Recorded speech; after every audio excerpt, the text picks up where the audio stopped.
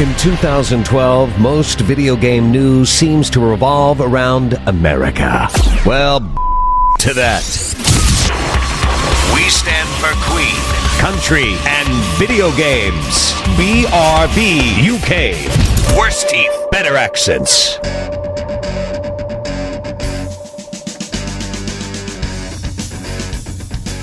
Hello, and indeed, ahoy hoy, and welcome to episode 6 of BRB UK.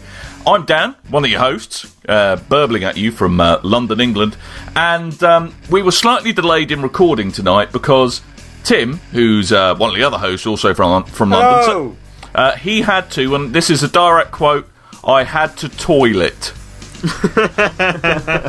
I thought you were going to talk about the fact I had to hog roast, which would have been even funnier than I had to toilet. But, you know. No. Because we're delayed by a day, as well as being delayed by the couple of minutes that the toileting delayed. How is hog roast funnier than you thinking to toilet is a verb? You found it pretty funny when I told you I went to a hog roast. Yeah, but it's only because I went, spit roast, in all fairness, and I was just amusing myself. But it's not just us two English people. We have a Scottish thing with us as well. A mascot. The artist formerly known as Yamster. It's John. Hello. How are you? Same old, just video games. But, okay. A week older, yeah? Or a week and a day older now. God, thrilling though this is for our See, Tim for our had listeners. to toilet, and I, as usual, I'm feeling very video games today. Yeah, good. So, excellent. Since I'm the only one with a command of the English language this week, masterpiece in the opening of this week's show. Enjoy that, people. Well done. Thanks God. for turning up. Jeez. Yep. Anyway, there's news, chaps. News flash, in fact. Game are still buggered. Oh. Yeah. That's not news. We learned that about 2 weeks ago. We learned that about 6 months ago. Haven't they come up with a new plan? I think that's their 5th plan in as many days of how they're going to actually pay everyone's wages on Friday. Basically, we're not going to pay a lot of you ever again, and we're going to pay some of you maybe in the future. Is kind of their plan, I think. The MCV has just 5 minutes ago published a story saying that Game has considered a bunch of options regarding how they are going to move forward, and what will basically happen is that they'll kind of go, yeah, you know what, we're just going to put ourselves in administration, and then they will just destroy everything that's not a game shop in the UK or Spain, which could potentially include Game Station, which means you can streamline their debts and possibly start paying them off, I guess. Would it include the Australian game? Because that's actually still moderately successful. No idea. No idea whatsoever. But what I don't get, right, is that they'd still be in debt. This is a story that basically they've considered 4 options, like getting themselves refinanced right now, going into administration, or getting somebody to come along and just buy everything. And none of those things are probably going to happen. But if they do go into this 4th option and just try and reopen as a brand new company with just game shops, how are they going to get the credit when they've still got a lot of debt? Yeah, there's ways around all that sort of. Well, it does seem like they're doing a bit of a legal loophole. I'm assuming their new company is going to be called We're Not Game PLC Honest. It seems to be a similar thing that football clubs end up doing, that they go into administration and then basically relaunch themselves as a new company under different management and stuff. I mean, well, but it still involves paying off all that debt, and if they do punch... No, but that's what happens when these football clubs close, yeah? Some people get paid, the secured debtors get paid, and the general people in the public that they owe money to for work and stuff like that, like maybe some of the shop fitters from Game and other people they owe debt to like that, they won't get paid. But if they've still got that debt on their shoulders, then people might not buy into them. It will be a new company, and it will be in the interest of keeping so many people in employment and blah blah blah, and keeping the existing company going. And I'm reasonably sure that debts have to be paid off. Secured debts, yes. Right, chaps, I'm going to answers.yahoo.com. Let's find out. This is where you get the real answers. Let's have a look at the answers. Right, you know what? I've got a better idea. Let's go on to Wikipedia. No. Okay, so the answers so far on answers.yahoo.com are to the question, what happens when a company goes into administration, is Penelope Pitstop has got it rolled up into one. And that's why you don't believe the internet. Good. So basically, what happens is when a company goes into administration, they appoint an administrator who tries to get the best deal possible for all the creditors, who may decide to run the company for a while, restructure it, sell it. If this proves impossible, they move into liquidation, which basically they flog everything off, which haven't been doing that the past couple of weeks. Yeah, that's why they've been selling it all off now, so that sort of money doesn't go to... Although, wasn't there this thing that there was this company got in contact with Games saying, hey, we've got a really cool new way for you to make extra money. Let's turn all of your stores into dating venues for lonely gamers. Seriously. Yeah. Well, to be honest, if that brings to mind, if GameStation does go, it means we won't see any more of this cheaper than your girlfriend advertising ever again. So there is a silver lining to everything. Yeah. Anyway, basically, to sum up, Game are still absolutely Yeah, thanks. no matter what they do at the moment, they are in... And speaking of something else that's still buggered, the Sun's ability to write things. Good tenuous link, Tim. That has never been unbuggered. Anyway, the news of that is that apparently, if you believe the Sun, which if you do, you're an idiot, people have been playing Call of Duty and communicating over Call of Duty, planning to set up terrorist attacks. Okay, so this is the headline. Game fanatics! ! Terrorists plan attack in net chats! ! Kids fave keeps their plot secret! ! Oh dear God. Well, what's actually happened here is we've got a really, really kind of huge kind of thing about the fact that it's a game. And what they're basically saying is, these guys have gone into PlayStation Network and Xbox Live, and they've used the messaging service to talk about terrorist attacks. I mean, what they could basically do is put a picture of a phone on there and go, terrorist attacks, terrorists using phones to talk to each other. Ban the phones. Terrorists using paper and pens to make plots. Oh my God! Everybody ban paper right now. I'm scared of a pencil now. It's a terrorist device. Exactly. Anyway, the point is this is bullshit, right? Yeah, it is total steaming bullcrap. There's no two ways about it. Total and utter Sun reporting. It is. I mean, this is even taking the biscuit from, Fox in the States' standard of reporting. It's like, and I quote, Call of Duty addicts can even join clans. Sources say plotters choose realistic conflict games so they can mask their discussions as harmless web chat. Oh yeah, because, there's a guy over there, quick shoot, lady killer 1, 2, 3 in the face and you'll get a frag point. Isn't the same as, right, if we get all these bombs together and go to London, maybe put them on a bus. How could you confuse that? Well, the main reason why I don't think jihadists can be using Call of Duty to train is because there's only so much, or only so many times you can hear a 12-year-old say, your mum, before you rage quit. Seriously, if we wanted to stop terrorism dead in its tracks, encourage them to do this. They will just decide it's not worth the bloody effort. I mean, to be fair to these guys are really good at writing really stuff. Yeah. They've said the system was designed so players can get together for harmless fantasy battles, but security chiefs now fear they're set to turn those fantasies into reality. Harmless fantasy battles makes me think that gimp suits and cling film are involved in some manner. That's what I think. Maybe that was a little worrying insight into the inner workings of my mind. So on that note, let's move on before this gets even more depraved. No, we're moving on. I've decided I'm host. We're moving on. Shut up. Shut up. Anyway, we're going to burble on about some more stuff, particularly the BAFTAs, which were held last week. Tim went to Namco's Open Day, and guess what? We're going to talk about some Mass Effect 3. So do stay tuned, and I hope you enjoy the rest of BRB UK Episode 6.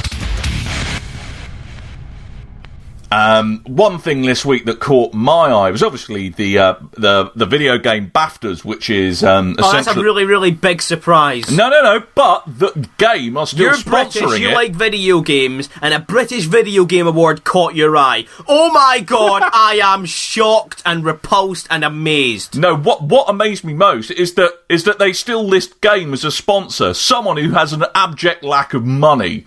So how does that work? Yeah, let's hope they got the money for that Yeah, up front. I'm presuming they didn't actually give out BAFTAs. They just melted down all the awards to go to Cash for Gold, is what I think happened. That's what I think. Dear. Actually, all they got were chocolate BAFTAs. That's the only thing that were given out. And they were covered in like the foil they use for chocolate coins, yeah? Yeah, exactly. So Exactly. at the end, it's just when they go home at night, it's probably so warm in the hall that when they get back, they just get this melted face on a black little kind of stand as an award. Chocolate BAFTA. Anyway, the British Academy Video Games Awards, or the BAVGADs, or just the BAVGADs. whatever you want to call them, BAVGADs. were this BAVGADs. week, and they actually did quite a good job of giving out awards, mostly. Do you know what the bestest thing ever in the world of all things that are bestest is? What? Call of Duty got bugger all. Yes! Battlefield 3 won the Call of Duty Award, or the Game People's Choice Award, as most people tend to know. I mean, what was it? The past 2-3 years, it's just been Call of Duty, Call of Duty, Call of Duty. Yeah. And Exactly. now Battlefield won it instead, which is good. It means that people are turning against it and not using it to set up terrorist attacks the sun. Which is good. So what did you guys make of some of the awards? I mean, some of them were very much good, some of them were a bit mess, some of them were a bit, really? I think the fact that most of the awards went to kind of Batman and Portal 2, that we mostly agree with Yeah, that. absolutely. On the main. Yes. They were two games that definitely deserved the recognition. And I voted for Portal 2, so I definitely have to Little go with Big that. Planet, which everybody forgets, just came out last year. Yeah. Also got an award or two. For family. Which is nothing wrong with that. And Game Innovation. So all of you can sit round in a tight little circle round the telly trying to work out how the bloody hell the level editor works. Yeah. Can I just say as well, I'm actually really glad that Monster Mind won the Best Online Browser category, because we saw that game at Eurogamer last year, made by a couple of really, really nice guys. This is a Facebook game where you basically build a little 50s style nuclear family town and then rampage it with movie monsters Awesome. from your friend, which is brilliant. So I think it was really good on them that they won stuff. And yeah, Batman won a million things. Yeah. Rayman Oranges, as what's his chops out of Rayman Oranges won Artistic Achievement, which it deserved. There's loads of good stuff in here. I was glad, even though it didn't win, I was glad to see one of my favourite games from last year that I raved about that no one really cared about, but Ghost Recon Shadow Wars getting a shout out as a nomination in the strategy category. Nominated for strategy, alongside that great real-time strategy game Dark Souls. Yeah, a bit of an odd one. And Deus Ex as well. I mean, there was strategy in that, I'll give them that, but yeah, really? Strategy? Well, I mean, there were a couple of categories where I thought it was a little bit strange, like, because last year we all know that F1 2010 won a BAFTA for the sports game, but sports got chucked in with kind of fitness this year, which is obviously the tripe that you get with motion controls. So, did you see the guys that won the award for Kinect Sports, though, Rare, when they went up for it? They were quite excited. They were like, Rare is back! Where is back? I was like, where did you go? okay, but so just to give you a breakdown of that category, just to show you how mad and schizophrenic it is. Okay, so you've got Dirt 3 up against F1 2011, Which is a sports game. FIFA 12, Which is a sports game. up against Dance Central 2, Which is not a sports game. and Kinect Sports 2. Which is kind of a sports game. And then there's Your Shape Fitness Evolve, which is not a sports game. Yeah. So, epic fail, BAFTA, I'm afraid. And, I kind of think if it wasn't lumped in with all that other stuff, I think F1 2011 would have been in with a reasonable shout. But is anybody surprised that Nolan North wasn't nominated at least 5 times in the performer category? yeah, I thought it was just good. He only got the one nomination. They could have nominated him for Arkham City, Uncharted, Assassin's Creed. What else came out this year? Portal 2. They could have nominated him in there as well. Yeah, but you can't really argue with Mark Hamill walking away. No, with not it at as all. the That's Joker, because he really. has been doing it for about as long as I've been alive. Yeah, So- but he just sounds like the Joker to me. Yeah, and I think it's great that that's kind of because Arkham City was Mark Hamill's swan song, as it were, for playing the Joker. Yeah. And I think it's really great that you got it for that. But it's a kind of a shame. I think, although I really enjoyed Mark Hamill's performance, I kind of think my favourite voice actor. Video game voice actor of the past year was probably Stephen Merchant in Portal 2. Merchant, absolutely. definitely, yeah. Absolutely brilliant performance from him in that. But yeah, actually, I was kind of pleasantly surprised, bar the slightly mad mix of stuff in some of the categories, that the stuff I think was fair. Most of it, apart from... Oh, yeah, this is a good point. Yeah. Guys, if you want to win a BAFTA award and you have a game that's about 5 years old, all you do is make the graphics a bit fancier, put an HD on the end, and you will win an award. Well done to PopCat and Peggle. Actually, I think you will find...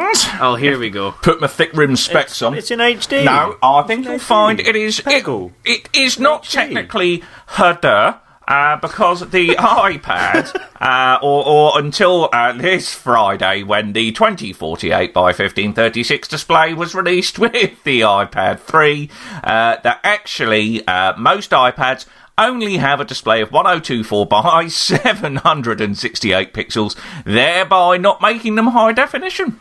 Well, that's really fantastic, but the fact of the matter is that releasing Peggle HD and then getting an award for it is not on. It's just... I mean, Dead Space iOS was a great...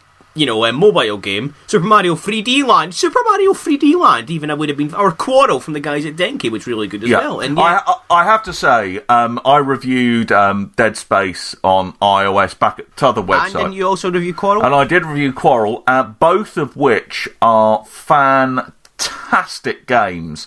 I mean, Dead Space certainly sets the bar for touchscreen third-person shooters. Quarrel's just a brilliant game to kind of sit around and play with a couple of mates. And, well, Super Mario 3D Land is an excellent game. And I think, Peggle HD is a load of old... Peggle is a good game. But it's a 5-year-old good game. Don't you say mess about Peggle. That's like, guys, we have just discovered this excellent game called Tetris. I think we should get a BAFTA. I'm going to release Pong HD next year. That's what I'm going to do. Right, let's press on and talk about some Namco Bandai. That Namco Bandai had an open day. Namco Bandai. Yes, thanks for that, they had Captain an open day and Racism. let us play a lot of their games. We got to see Armored Core 5, which just came out. I think, unless you're very much into your mech games, I generally wouldn't necessarily recommend it from what I've seen. Wasn't Armored Core the one back in the day on the Dreamcast had the mental controller? No. There was games like that, though, that did have, mad controllers. Yeah. Steel Battalion was the massive one on the Xbox that had a massive 120 button controller. Yeah, it was a bit like they did that for some flight simulators and stuff too, did they not? That's coming out for Kinect later. Anyway, no, that's not this. Armored Core 5. It's okay if you really like your mech games. As I said, there's something for you here, but generally, I wouldn't recommend it for everyone. What I would recommend for everyone, though, is Ridge Racer Unbounded. Shaping up very nicely. I saw an early demo of it some time ago, and I've seen a more recent build now. And we got to play a bit of the multiplayer as well, and it's going to be fun. That's going to fill the hole for Split Second, but with multiplayer and stuff as well. And which Split Second also had. Yeah, no, but I mean, as in yeah. The multiplayer and single player portions, I think, are going to be good fun from what I've seen of it. But I don't know. But my only issue with Ridge Racer Unbounded is that in the advertisements, the only thing that seems to be unbounded are boobies. I was really hoping you wouldn't mention that. Basically, the guys from the PR agency who are, running the show around Ridge Racer Unbounded, not going to name them on here. You can do your research. They're probably a Google away. One of their guys tweeted a picture earlier on saying, "Oh, it was a really hard day at work today, but it's okay. We basically had some ladies' boobies with Ridge Racer painted on them to keep us company." So it really was a hard day at work for them then. Oh god, I mean, Ridge Racer is a game with cars and explosions and stuff falling apart. Is probably going to catch the eye of a bunch of we're talking children here. Kids like cars and explosions and racing and stuff. They don't need boobies to be. I can't talk about women in painted costumes because that's not what was at the open day that I went to. I can tell you that much. But obviously, I mean, we might as well just talk about the game. Yes. Yeah, no, from a gameplay perspective, it's a very enjoyable arcade racer. You build up a sort of power bar by skidding and doing all the normal sort of stuff, but also breaking through scenery and stuff, smaller bits of scenery, any of the sort of street furniture and stuff, any bins by the side of the road. So it goes a bit Miami Vice, where you're slow-mo driving through cardboard boxes. you knock through all that side of stuff, and then you build up a bar that allows you to break through bigger stuff, and that allows you to like break open the shortcuts and stuff. So as you're about to hit a wall, you hit it gives you a boost as well, and it throws you through a brick wall that opens up another shortcut for everyone else to kind of follow you and for you to do on later laps and stuff like that. And or you can use your bar to like take out people in front of you as well and like smash them up. It works quite well. It's quite good fun in multiplayer. From what we played, it was the first time I played the multiplayer. I think that's going to be a good fun game. Basically. So what differentiates it between? Because it kind of sounds like the love child of Split Second and Blur. From the way you're describing it. It pretty much is. I mean, you've got just a single power bar that can do one or the other, basically, either ramming into people or ramming through as a section of the track or a bit of wall or something to make a shortcut. And it's very much in that kind of ilk, but sort of...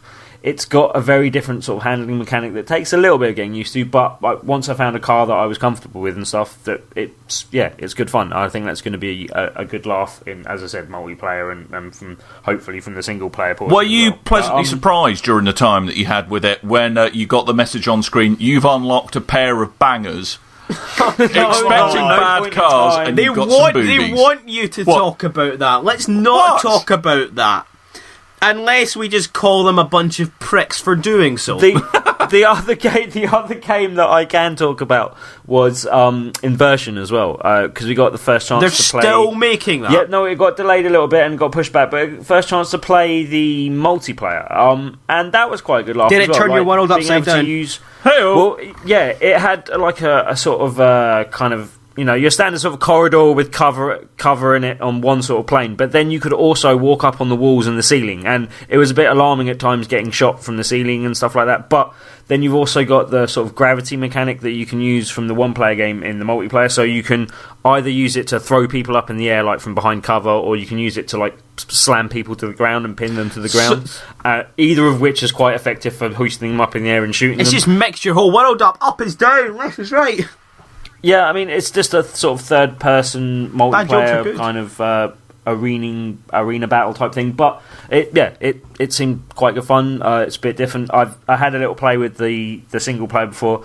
It's kind of, I described it as an upside down Gears of War, and that's not a bad like short description. It's kind of a cover mechanic thing, but with lots of gravity flipping stuff going on. You've got like gravity grenades and gravity wells and other bits and bobs. But I mean, it seems like it could be quite a good fun third-person game. And look, I'm not a massive player of the multiplayer stuff, but it looked like it could be enough to add some good fun to the single-player portion. I mean, how does it control? Because sometimes in cover-based shooters, there can be problems with you sticking to bits of cover you don't want to stick to, and this would just seem to complicate it no end. So, how well... It sounds fun in practice, but how well does it actually work? As I said, in practice, it seemed quite good. It seemed quite solid, even a reasonable early stage, and taking that into account sort of thing. Well, not a reasonable early stage, because, I mean, it's on the way fairly soon, I think. But, I mean...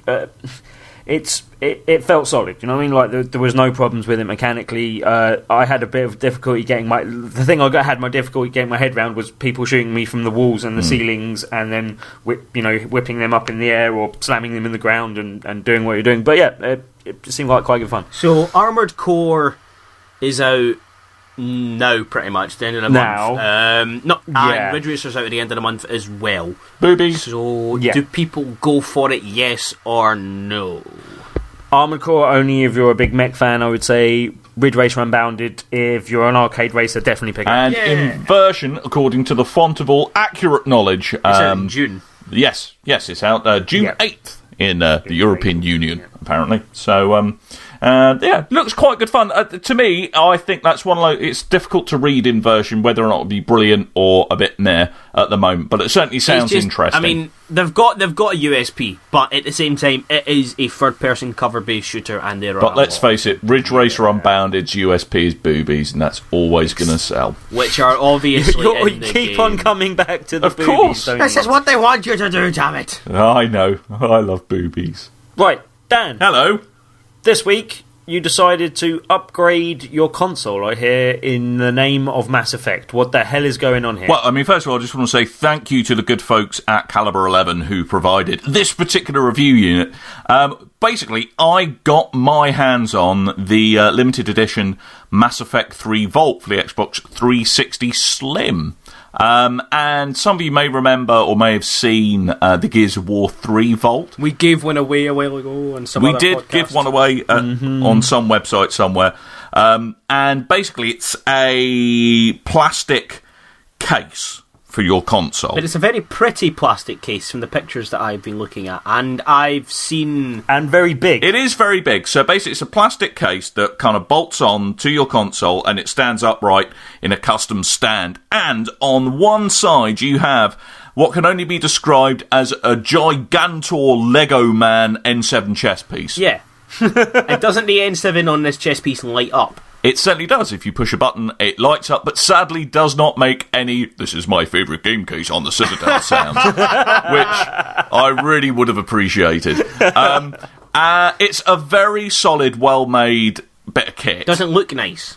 It's not my personal bag, I have to say. But if you were the type to have custom cases and stuff, would you say it's actually pretty?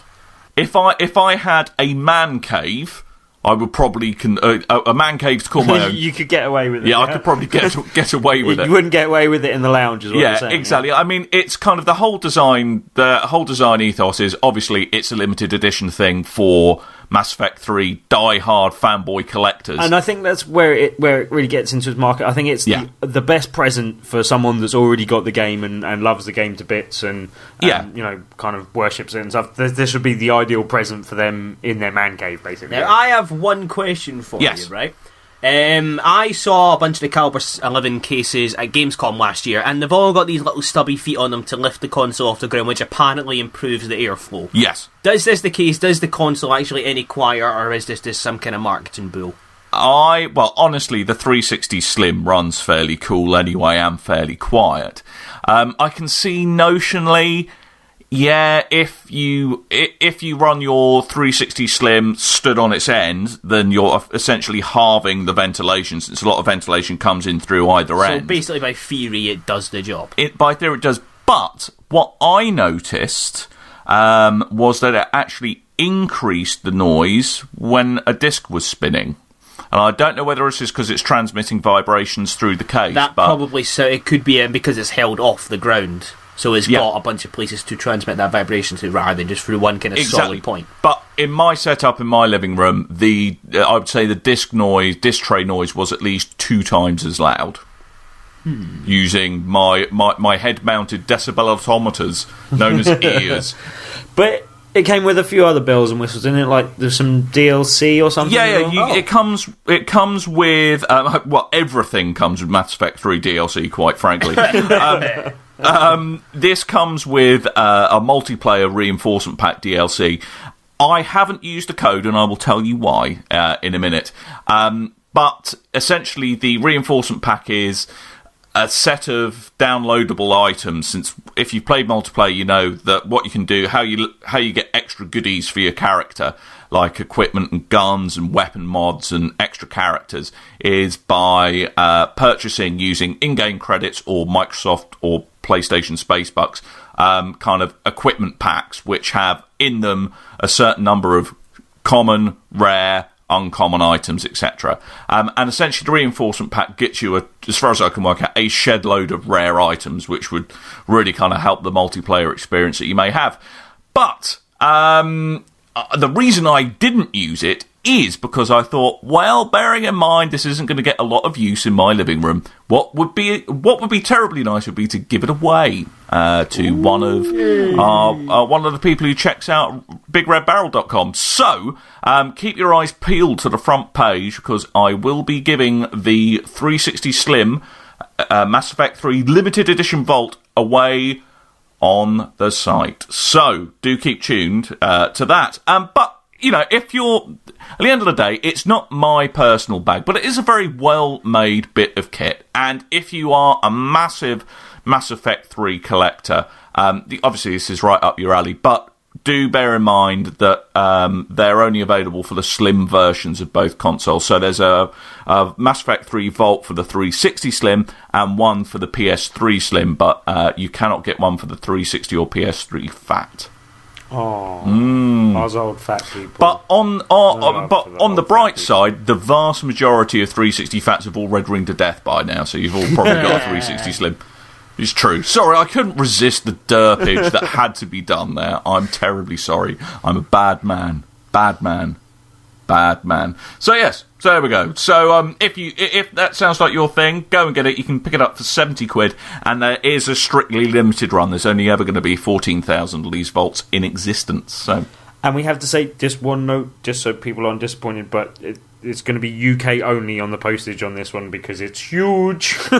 It is massive. It's the box is as big as a PS3 or Xbox 360 box, and it is a very lovely box. It's very it's collector's item very all the way through. So yeah. Anyway, that's enough about a big bit of plastic, which you can put another electronic bit of plastic in. Yeah, it is good. But yes.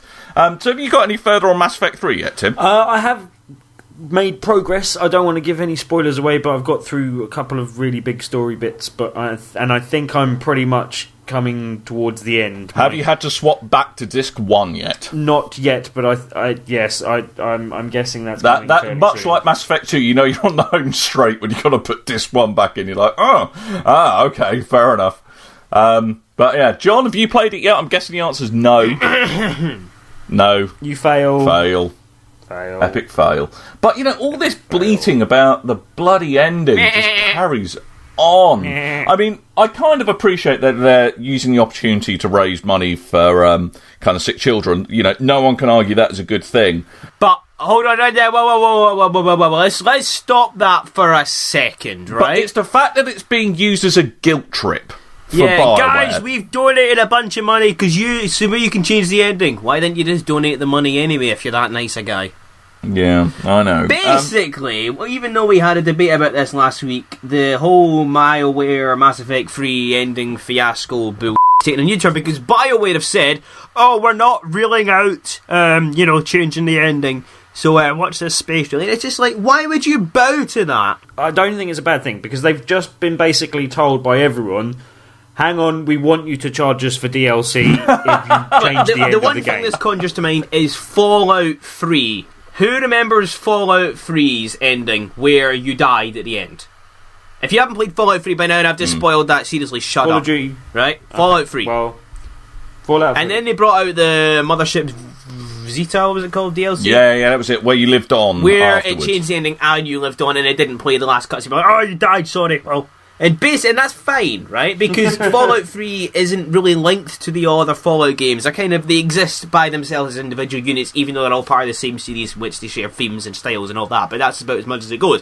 Whereas Mass Effect 3 is the end of this massive, overarching 5-year-long sci-fi trilogy, and it needs the closure, and it needs the ending, and it needs to kind of move on. Yeah, well, see, having not got to the end, I am a bit going in a bit with a bit of trepidation because I want some conclusions. You know what I mean? I want end of spoiler things. It does end. Yeah. Okay. The big thing is that a lot of people are feeling that what essentially happens is that a lot of your choices don't seem to matter at the end. And Destructoid posted this brilliant article basically saying that a lot of stuff in Mass Effect 1 and Mass Effect 2 kind of boils down to one sort of thing which just happens anyway. And this is quite the same sort of story. Here is my take. I'm the one person on this show who has finished the game, okay? Right, so here's my take on it. I didn't love the ending. It did the job. It was functional. Did it feel necessary? I mean, I think I can't really say too much without spoiling it, but the ending is very good up to a point, and beyond that point, it does start to feel not so great. Yeah. But the end. This is going to sound really wanky, and I apologise, ladies and gentlemen. But the ending is only one part of the story. Yes, it's an important part of the story, but it's kind of... Can you make that sound a bit more like marketing speak for leaving things open? Your journey is part of your own story. No. But I know you're trying to take the mick, but that's actually the point I'm trying to get. Like I am actually agreeing with you here in that the whole journey is the story, and I mean, absolutely. Do you remember? In English and school and stuff, you'd be told a story. You'd do a story, and you'd be like, "Oh, how do you interpret this ending?" And that's the whole point. It's open to your own interpretation based on everything you've done before. And I think there is the element that BioWare were, it was wanting to move on. They're wanting to move on, but also because it is something that everyone's so emotionally invested in, and they have become so emotionally invested with the characters, that could it be anything other than a bit of a disappointment to many people? Because what do people want? It's just like Commander Shepard stands atop of the world just going, "Arrgh!" Cut to credits. Yeah, teabagging a Reaper as he does so. I can pretty much guarantee you now that no matter what happened at the end of Mass Effect 3, this is not the last Mass Effect game we'll ever Oh, yeah, no. They've said that. They said that, well, somebody who I'm not going to name said to me at Gamescom last year there's already, planning of where they're going to go next with the universe. So... Yeah. But kind of coming back to the whole kind of journey thing, actually, the decisions you made in Mass Effect 1 and 2 greatly affected the storyline as you go through Mass Effect 3. It massively But that doesn't mean they're necessarily all going to come to a point at the very absolutely. end. I mean, I think there is a certain that kind of the end game, just through the realities of actually getting the assets together for a game, it's going to narrow down to a point to the way it all boils down. Especially in a series as large and in a way convoluted as Mass Effect. Yeah, but see, some of the things where the cracks do start to appear for me from what I've seen and what I've played through is where, and I've heard this elsewhere as well, is where characters that you could, and without giving spoilers away, characters that could or could have not made it through previous games, Mass Effect 1 or 2. Thanks for clarifying that, because I had no idea what came before Mass Effect 3. Well, you know what I meant anyway, but that didn't survive to Mass Effect 3, whether they did or didn't survive was fairly incidental in a lot of the missions, because it was just a substituted character for that character. Yeah, I mean, we're suffering from heavy rain syndrome a bit here, whereas, if you play it through a few times, you kind of go... Alright, I guess it's not actually as open-ended as it appears. I mean, they can only make it so open-ended to a point. I mean, creating a game which actually is completely incidental is pretty much asking for God. No, but it's a bit like, well, Rex didn't make it through Mass Effect 1, so in Mass Effect 3, it's Rex with a moustache. No one notices, really, you're okay. Just be a bit croaky in your voice, that's fine, go with it. Yeah, that is what has to happen. Effectively, like I just said, to make something that is truly open-ended, when every consequence is actually completely independently, uniquely different. I don't know how many words I can throw in there, but you know what I mean. You're basically asking for God to make a video game. Yeah, having learned from this trilogy, I think when they were designing the first game, they would have done a lot of things differently, possibly going into the third game, but they had to react to the stuff that they'd done before. But all I was saying, there's only so many options there can be. Actually, there are still a shed load of options. I mean, on iOS, there was the kind of behind the scenes of the final hours of Mass Effect 3, which is like an interactive book done by Jeff Keighley. And there's lots of little things, like they have the kind of little bits in the book where you can actually go, all right, okay, I chose this option, that option, and it plays you the cutscene that results from those options, but you can then go back and change them. And it's even subtle things, like in Mass Effect 3, there's a scene where there's, surprise, been a big fight, and Ashley, if she survived, is hurt. And depending on whether or not you had a romantic relationship with Ashley in the previous games, it even alters the way Shepard carries her to the sickbay bed. Yeah, I mean, a lot of it will be subtle, and the whole point is that what a lot of people don't seem to get is that it's about the story along the way. I mean, obviously the ending has to come to a point. There has to be some sort of... I mean, it's not going to be massive closure, obviously, because they want to keep the universe open. It's just... I don't want to say everybody's entitled, but they kind of are in the Mass Effect. The BioWare even are bowing to that and going, we might change it. That's just... It's not... I mean... The whole point I made in one article I wrote this week is that buying a copy of Mass Effect 3 is not like buying a share in BioWare. So why is everybody acting like it is, that they get some kind of sale? Because people have emotionally invested themselves in a trilogy of games for a long period of time. I can emotionally invest myself in an apple. That doesn't mean I get to tell the people that grows it how to do it. I'm just trying to explain it for you. I think that's probably why it is. Yeah. Okay. Well, anyway, I look forward to the comment crap storm that's going to result on this particular episode thread. But we probably should move on since time is getting tight. You know what? Go and get emotionally invested in an egg and tell the chicken how to make them. Fucking do that and then tell me you can still do this with BioWare.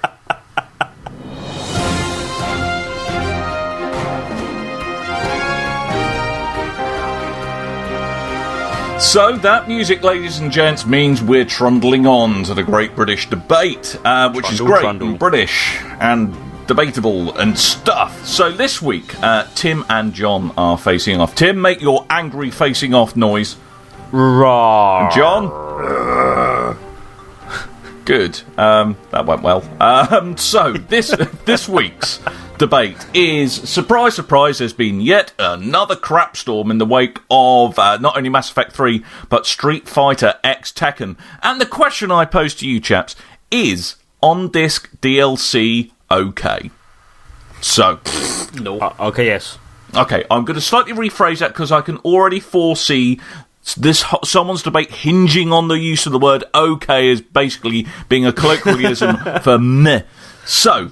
is on-disc DLC acceptable? Acceptable. There we go. I knew you'd have to make it a longer. I would. I did, yes. So, arguing that yes, indeed, on-disc DLC is acceptable is none other than Tim.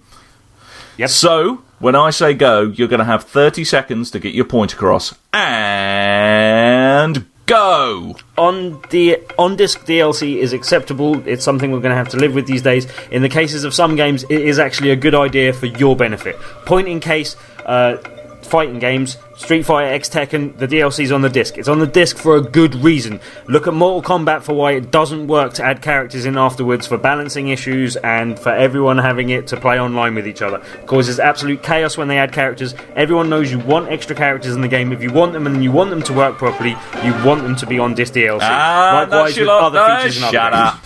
Shut it. You've had your time. Shut up. Jon? Yes. You now have to argue that on-disc DLC is not acceptable, so are you ready, sir? I'm ready. And you have 30 seconds when I say go. Go! Remember back in the day, you used to buy a game, and it had everything on the disc, and if you wanted to get it, you had a cheat code, and you put it in, and that was everything. If you buy a disc, everything that is on a disc should be yours. If it has been ready by the time the game is released, it should be yours. If game companies want to make stuff after the game comes out, no problem. Do what EA did with Burnout. Stick it all in a patch, and have it unlocked with an unlock key afterwards. But do not try and flog people's stuff that is already on a disc they have bought, because it should rightfully be their property, and if it's not, you're a dick. And that's your lot. Dicks. That is your lot, sir. Well... so you'll take patching, but not DLC? If it's been made after the game's released, then yes, fine. But if they're on the disc which you have bought... But you've bought that disc. You own that bug. You own that bug. That's your bug. You get to keep that bug forever. So Jon, you don't... So, on disc, you don't like... Tim doesn't like the issue of... characters being out and only certain people being able to use them and stuff. So what EA did... No. I don't like the issue of it breaking an online game like it did with Mortal Kombat, guys, where you could not play with people properly. You have made those arguments online. previously. I've got a question for Jon. Jon. Yes. So, the downloadable patch for Burnout Paradise, okay? In order for that to be of any use, you must have purchased the game. No. Right, basically what happened was... Burnout Paradise brought out a bunch of stuff, right? After the game's release. Shut up, Jon. Jon, shut up. Oh, he actually shut up. I find that surprising. But, in order to that patch to be any use, yes or no, just one word answer, you have to have purchased the game, yes? Well, yeah, obviously. Yeah, okay, so how is that different to on-disc DLC? From the point of view of the consumer who is using their internet bandwidth to download content they can't use. Right, okay, here we go. Burnout came out, and then Criterion said they were going to do a year of DLC. They make this DLC after the game's been finished, so this is post-release DLC, not on-disc DLC ready for when the game came out, right? And when that stuff was finished, as in after when the game was made initially, it came out in a patch so that everybody could see everybody using the stuff. So, you know, it didn't mean you had to buy it. Which basically means if somebody is playing with that stuff online, everybody else can see it, so there's no dividing the player base. But they've tried that with previous fighting games. That system does not work for fighting games. So what you're saying is, in instances where it does not work, it is a good idea for the consumer for this to happen. Not if they're being ripped off for stuff that's on a disc they just bought. Yeah. Now, this is the difficult thing. I mean, what I anticipate happening in the future, looking into my virtual crystal ball, is I wouldn't put it past, let's say, for example, a large gaming company whose name may start with the same letters as elongated apples. Just say EA. Okay. Is that all the stuff's on the disc, but they make you download a 1 gig patch of utter garbage. It then gets immediately deleted after the download's What finished. it means is that the patch is downloaded, which basically means that everybody can see the new content in their game. So if somebody buys the DLC and plays with you online, you can see that they've got the DLC. No, but what I'm saying is the smoke and mirrors of actually it's on the disc to begin with, but they just make you download garbage that makes you think that you've downloaded I something. think you've got your tinfoil hat on tonight. Anyway, so I'm kind of two minds on this one. But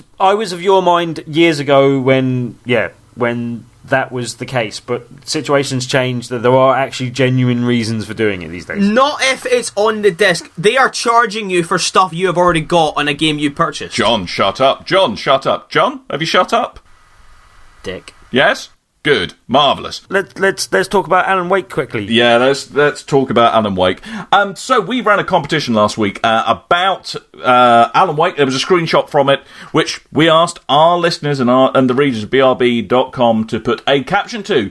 So the winner of the Alan Wake Quite Nice edition for the PC is none other than Darius. Congratulations, sir. And get in contact with Tim via the forums. That's me, hello. Yep, send him your postal address so then he can actually send the thing to you. Address to send post to. And likewise, other people for competitions, we've still got a few stragglers for the SSX comics as well, if you want to get your addresses in for them winners that put things on the forums earlier. Yeah, so you can either get hold of Tim via the forums, send him a private message, because let's face it, you don't want everyone that's sending you random crap from the forums. After all, Plugel's on there. It's true. If you Plugel dig. Yeah, a Plugel dig. I haven't done one for a while. I kind of feel like I ought to, really. Yeah, you got to get one in. Yeah, you got to get one in. Again. So, private message to Tim on the forums or email him at tim@BigRedBarel.com. Don't just go around giving my email address out without asking me. Tim, can I give your email address away? No. Well, what the hell? Here's a hint. He's called Tim and he writes for a website called BigRedBarel.com. And there's an at in there somewhere. Yeah, exactly. So anyway, that is a show, and before we run out of time completely, we've just got to say thank you to a couple of people who were lovely enough to leave us reviews or get involved in the forums. So, from the UK bit of iTunes, I would like to say thank you to the Phenomenal C, James McCarthy, who does want some more 8-Bixar. I'm sure I've been promised there is some more coming imminently, so do stay tuned to the website. You managed to actually ignore the toaster that time. You actually ignored him. Yeah, I did. Yeah, well done. Yeah, I ignored the toaster, yeah. I'd like to say thank you to Samry4444, who apparently thinks I'm stupid for comparing Star Wars prequels to Mass Effect 3. Well, in all fairness, I probably am. No probably about it. Carry on. My apologies. And also Graham Martin. Thank you for your lovely reviews. Thank you. No, I wasn't thanking you. I was thanking them. I wasn't thanking you. Well, you're talking to me. From iTunes in the US, I would like to thank Sid5100, who wants British Speak of the Week and Scottish Speak of the Week, apparently, if you've ever listened to BRB Boom. Okay, British Speak of the Week. Scottish Speak of the Week. I would like to... my British Speak of the Week is... what a chap, cabbage crates off the blue end. My Scottish Speak of the Week is... Yep. I thought it would be that. There'll be more of that next week. Not. Yep. That was actually a drink From order. the rest of the US iTunes, I'd also like to thank Sidler, Al Pfeiffer and John Tackett. And from the Australian iTunes, I would like to thank Davian J, who thinks that I should be the artist formerly known as Yamster, and your grant was wished. Your wish was granted at the start of the show. Your grant was wished in. Right after Tim had to toilet. Not a good day. Not a good day. Tim, take it away with your iTunes shout-outs and forum or whoever. Oh, I'm too busy laughing at that. But anyway, right, and from the forums, thank you very much to Slide25, Spiky Chris 60, Davian J, Darius, TMZG119, Big Ben, War Machine, Draziel, and we have to give an extra big shout-out because we've been meaning to do it for a few weeks, but the one and only Undead Dog for his brilliant graphical work on the site and other stuff that he's now doing behind the scenes. That is something a bit new from him, and I think is going to be brilliant if it comes off. But yeah, just generally thanks to him for his graphical awesomeness on our website. Absolutely, the man is a legend. So thank you very much, Undead Dog. So I think that's the show. Tim, I think it's about time for you to go toilet again. So let's all say goodbye. I don't even want to know what you're doing there. That makes you so excited. Tim, go toilet. Tim, have fun.